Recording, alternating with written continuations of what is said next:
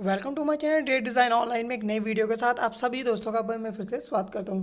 तो दोस्तों आज मैं एक डिज़ाइन की शेड आपके साथ शेयर करने वाला हूं जो मैंने 3 कपड़ों को मिला के एक प्यारी सी शेड बना रहा हूं। तो अगर आपको ये वीडियो पसंद आएगी तो इसको लाइक कर दीजिए क्योंकि मेरी काफ़ी मेहनत लगी है। तो बाकी मैं आपको इसको डिटेल बाई डिटेल बताता रहूँगा कि इसमें क्या क्या मतलब किस तरीके से कैसे कैसे सिलाई लगी है। तो सबसे पहले आप देख सकते हो ये मेरा शर्ट का फ्रंट है। जैसा कि आप देख सकते हो मैंने इसके ऊपर मतलब नीचे लाइनिंग वाला लगाया है, बीच में वाइट लगाया है, ऊपर इसका ब्लू कलर का लगाया है, डार्क ब्लू, मतलब जैसी मैंने आस्तीनें बनाई है सेम उस तरीके से। तो ये मेरा फ्रंट का डिज़ाइन है। जैसा कि आप देख सकते हो ये मेरा फ्रंट है, दोनों पार्ट्स फ्रंट्स के। तो इसको अभी साइड को रख देते हैं। फिर ये बैक साइड है। तो बैक में मैंने वाइट नहीं लगाया है, सिर्फ ये लगाया है नीले कलर का डार्क वाला और ये लाइनिंग वाली। और जैसे कि हमारी बाजू है और बाजू को मैंने प्लेन रखा है, इसमें कुछ भी नहीं रखा। और ये हमारी बैक साइड है, ये मैंने कट भी लगा रखा है। जैसा कि आपको पता है इसमें चाक पट्टी लगती है हमारी, इसलिए। तो ये हमारी बाजू को भी हटा लेते हैं। अब ये हमारे हैं कफ, क्योंकि कफ तो सबको पता ही होता है जो शेड में लगते हैं। और कफ के बाद अब बारी आती है इस तरीके की चाक पट्टी की, जो कि हमारी ये बाजू में लगेंगी। तो ये हमारी बाजू तैयार है। और ये मेरी कॉलर है, और ये फ्रंट में मैंने कॉलर में लाइनिंग ली है और ये अंदर की साइड प्लेन। तो सबसे पहले अब हम क्या करेंगे, शर्ट की देख सकते हो ये मेरा एक साइड का भाग है। तो सबसे पहले तो ये हमारी बटन टेक पट्टी है। तो इसमें इस तरीके से एक एक पैर की सिलाई लगा देते हैं कोने कोने पे। आप चाहो तो सेम कलर का तागा भी ये यूज़ कर सकते हो, लेकिन मैंने इसमें एक ही कलर का तागा यूज़ किया है, क्योंकि अगर बार बार चेंज करता तो काफ़ी दिक्कत पड़ती है। अगर आप चाहो तो अपने हिसाब से बदल भी सकते हो, लेकिन मैंने इसमें ब्लू ही कलर का तागा लगाया है। और इस सिलाई को हमें एंड तक लगा लेना है और बाकी इसको कट करके अलग कर लेना है। एक्स्ट्रा तागों को भी हटा लेना है। तो ये हमारा बटन टेक पट्टी वाली साइड रेडी है। तो अब हम इसको हटा लेते हैं। और जैसे कि आप देख सकते हो बिल्कुल मैंने कोने कोने पे ही सिलाई लगाई है। और ये हमारा एक साइड बिल्कुल रेडी है। अब हम ले लेते हैं दूसरी साइड। तो जिस पे हमारे काज बनते हैं ये हमारा वो वाला पार्ट है। तो सबसे पहले तो इसमें हम कोने कोने पे ही सिलाई लगाएंगे, एक एंड तक पूरी सिलाई को कोने तक ख़त्म करते हुए लगा लेंगे। उस सिलाई हमारी इधर उधर नहीं भागेगी, तो इसलिए आपको अच्छे से लगाना है। और फिर जैसे कि इसको हमें बिल्कुल दूसरी साइड लगाना है, बिल्कुल एंड तक। और ध्यान रखिए सिलाई को आपको फिनिशिंग से लगाना है, हल्के हल्के। तो ये हमारा काज वाला हिस्सा जो होता है जिस पर हमारे काज बनेंगे, ये वाली पट्टी भी हमारी रेडी हो चुकी है। तो अब हम इसको हटा लेते हैं, यानी हमारा फ्रंट पूरा रेडी हो चुका है।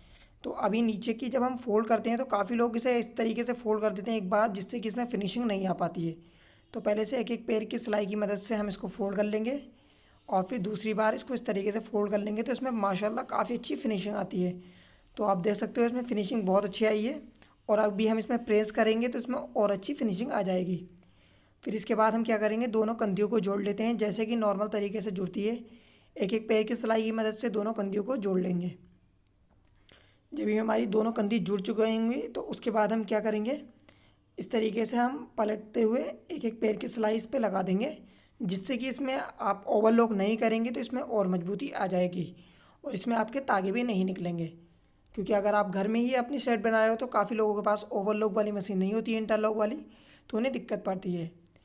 तो ये हमारा फ्रंट बिल्कुल हमने वो जोड़ लिया है। अब ले लेते हैं बाजू। तो बाजू को हम उल्टा रखते हुए इस तरीके से पहले तो इसकी जो हमारी एक साइड वाली पट्टी है, इस तरीके से इसको हम पहले हम नॉर्मल तरीके से मोड़ लेंगे।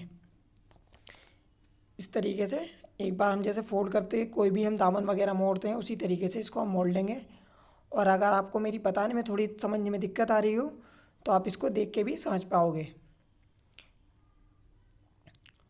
तो अब हम क्या करेंगे, अब इस पर उल्टी उल्टी साइड पे ये पट्टी को सीधा इस तरीके से रखेंगे। ये बाजू हमारी उल्टी है और ये पट्टी को हम इस तरीके से सीधा रखते हुए और इस तरीके से रख देंगे। रखने के बाद इसमें हम एक एक पैर की सिलाई लगाएंगे। जैसे कि मैंने निशान लगाया है, यहाँ पर आपको सिलाई को रोक देना है। लाते हुए एक पैर की सिलाई लाएंगे, यहाँ पे सिलाई को आपको एंड पे रोक देना है।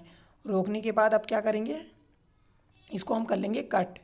जिस तरीके से मैं कट कर रहा हूँ सेम तरीके से ही आप कट करेंगे और इस वाले ऊपर वाली पट्टी को इस तरीके से कट करके अलग कर लेंगे। फिर इसको पलटते हुए हम बाहर की तरफ सिलाई लगा देंगे।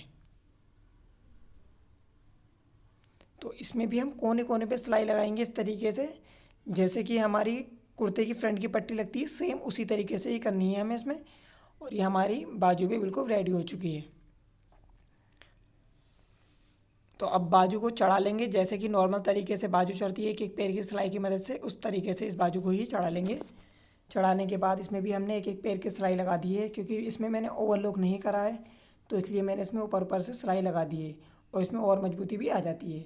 तो ये हमारी बाजू जो रेडी हो चुकी है। अब हम इसमें लगा लेंगे फिटिंग का निशान।